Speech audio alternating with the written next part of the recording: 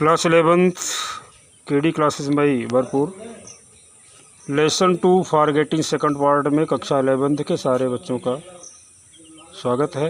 आइए देखते हैं। एट द सेम टाइम से यहाँ से आपको देखना है। At the same time ordinarily good memory is so common that we regard a man who does not possess it as eccentric.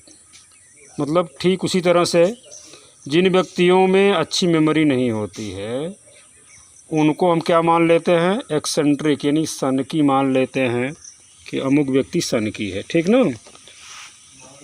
साथ ही साथ साधारण रूप से अच्छी समझ सकते इतनी सामान्य है कि हम ऐसे मनुष्य को जिसके पास यह नहीं है उसे सनकी मान लेते हैं। ठीक। I have heard of a father, यहाँ पर राइटर कहता है मैंने एक पिता के बारे में सुना है, who having offer to take the baby out in a perambulator, जो परमाबुलेटर में अपने बच्चे को लेके जाता है। कहाँ ले जाता है? बाहर। Was tempted by the sunny morning, जो धूप से परेशान हो जाता, गर्मी से। To pause on his journey, अपनी यात्रा के दौरान।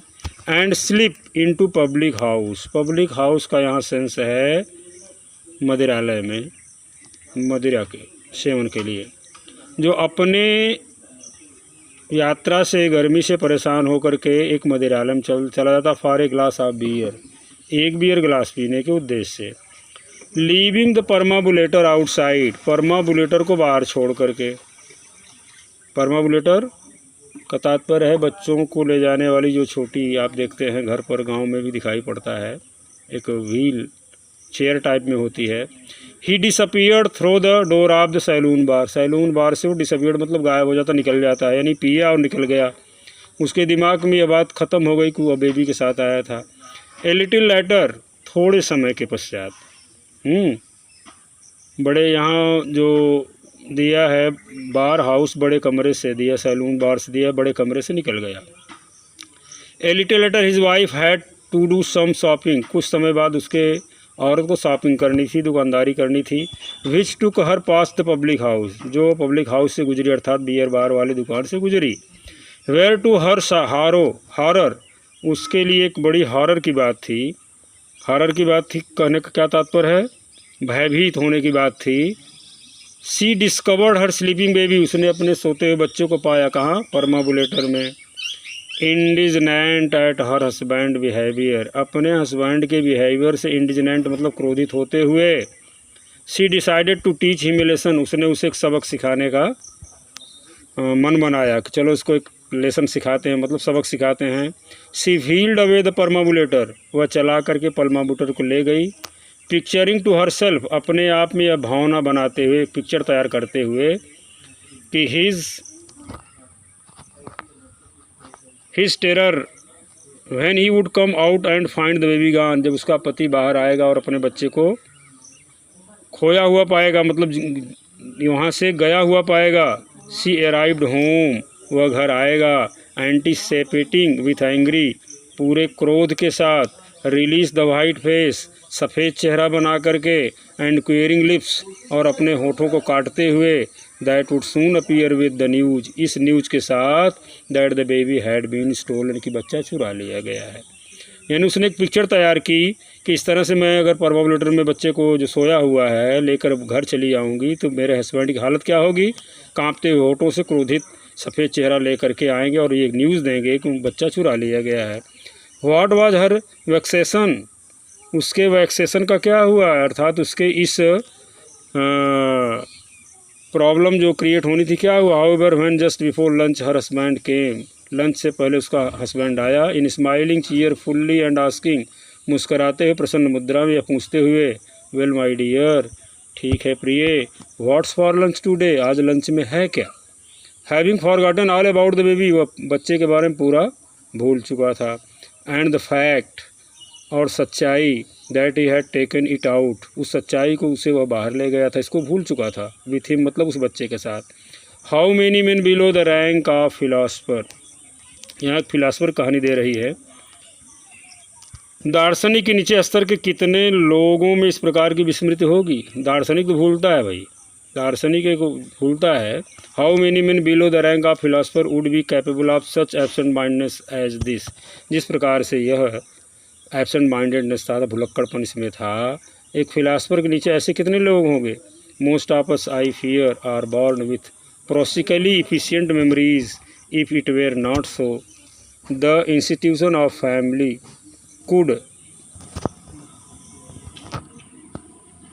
Survive in any great modern city. बता रहा है यहाँ पर दार्शनिक नीचे स्तर कितने लोगों इस प्रकार विस्मृत होगी, मुझे डर है। आई फियर यहाँ दिया है कि हम में से अधिकांश व्यक्ति ऐसी अच्छी स्मरण शक्ति लेकर जन्म लेते हैं जो जीवन को नीरस बना देती है। जो ज़्यादा मेमोरी वाले होते हैं वो जीवन को नीरस बना देते, क्योंकि हमेशा उसी उधेड़ में लगे रहते हैं, याद करते हैं। यदि ऐसा न होता तब परिवार नामक संस्था किसी बड़े आधुनिक नगर में जीवित नहीं रह पाती। कहने का मतलब यह है कि ठीक है, जिसमें हम थोड़ा रुचि कम लेते हैं तो उसमें ऐसा कुछ हो जाता है। कुछ क्वेश्चंस देख लेते हैं, क्योंकि आपको क्वेश्चंस ही इसमें मैक्सिमम आते हैं। रेफरेंस कॉन्टेक्स्ट के संदर्भ में तो आपको जानकारी होगी और आप कर सकते हैं। फिर भी कहिए, बता दे थोड़ा absent mindedness above such things को लेकर के। यहाँ दिया, this passage has been taken from the lesson forgetting written by Robert Lind. Context में the writer has explained how the sportsman and angler are so forgetfulness. It is because they are lost in imagination of the day. The more important things for them is to recall the day's sport, either in playing the match or catching the fish. ये थोड़ा आपका important है। और एक है the frequency वाला, with which से intellect combined से, इसको थोड़ा देख लीजिए। This lines have been taken from the lesson Forgetting written by Robert Lind. Context में the writer has given many examples of forgetfulness. Generally the people forget things when they become more interested in other things. Explanation देख लीजिए। The writer says that the writers and poet have better memories in comparison to statesmen. Statesmen के बारे में आपने देखा होगा, जो राजनीति से जुड़े लोग होते हैं वो एक ही बात को कई ढंग से प्रस्तुत करते हैं। अगर कोई कैबिनेट बैठक हुई है तो पहला जो कहेगा दूसरा उससे थोड़ा विपरीत कहता है। They are expert in twisting the truth in the report because they can not remember them exactly as they happened. On the other hand the great well like poets have good memories as well as intellect, so they are the speaker of truth and can remember the things for a longer. इस तरह से कुछ passage ऐसे हैं जो महत्वपूर्ण हैं, उनको आप लोग थोड़ा देख लेंगे। दो क्वेश्चंस हम पुट अप कर देते हैं, अभी हमारे पास समय है। जैसे लॉन्ग क्वेश्चंस देख लीजिए, जैसे इस तरह क्वेश्चन ज़्यादा पूछे जाते हैं। Narrate the absent mindedness of the father as maintained in the lesson forgetting in about 150 words. उस फादर कहानी की, जैसा अभी लास्ट मैंने पढ़ाया, फॉरगेटिंग पार्ट में वर्णित एक बाप की भुलक्कड़पन का आपको लिखना है, तो आप इस पर लिख सकते हैं। The writer describe a strange story of the absent mindedness of a father. It is quite funny. बड़े मज़े की बात है, कोई बाप अपने बच्चे को लेके जाए और भूल जाए कि वो बच्चा लेके आया है। Once a father who was very forgetful. एक बार वह पिता जो बहुत भुलक्कड़ है, ठीक ना, took his baby out in perambulator. अपने बच्चे को परमाबुलेटर में ले गया। While he was going on the road he happen to pass by the public house. यहाँ बार मदिराला से है। The morning was sunny, he was tempted to have a drink there, so he paused on his journey and slipped into the bar house for a glass of beer.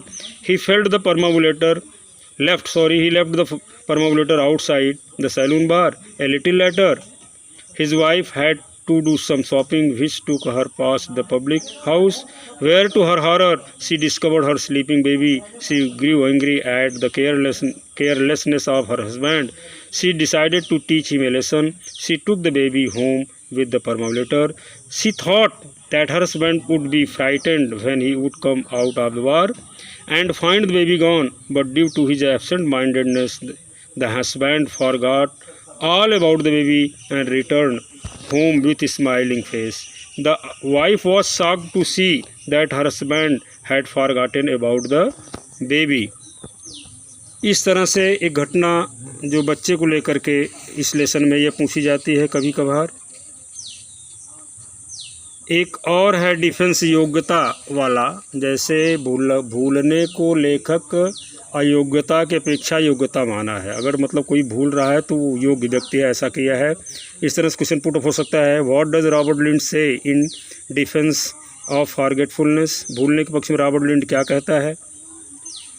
तो इसको इस तरह से आप लिख सकते हैं, the list of article lost by railway passenger shows that the absent mindedness is very common among different section of the people, sportsman, anglers, patients, etc. all forget many things. According to the writer, the main reason of forgetfulness are many, जैसे lack of interest or less importance to things in comparison in imagination. Main example of forgetting or forgetfulness of bats and ball, fishing rod, walking sticks, umbrella, posting of letter, taking medicines at right time.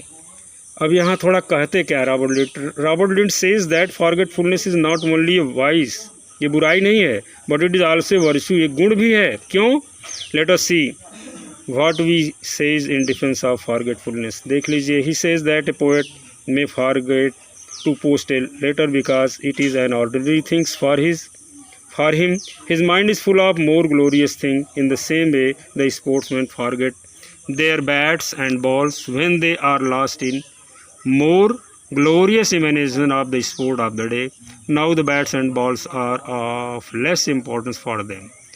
और कहा है कुछ लोगों के बारे में कि जो अच्छी मेमोरी रखते हैं, a man may have good memory but it is not necessary that he must have good intellect. जिनमें मेमोरी ज़्यादा हो, अच्छी हो, कोई ज़रूरी नहीं कोई बुद्धिमान भी हो, ऐसा लेखक ने दर्शाया है। It is seen that great intellectuals have no time to remember ordinary things and they make the best use of their life in remembering the things of their interest and professions. In such matters they have good memories.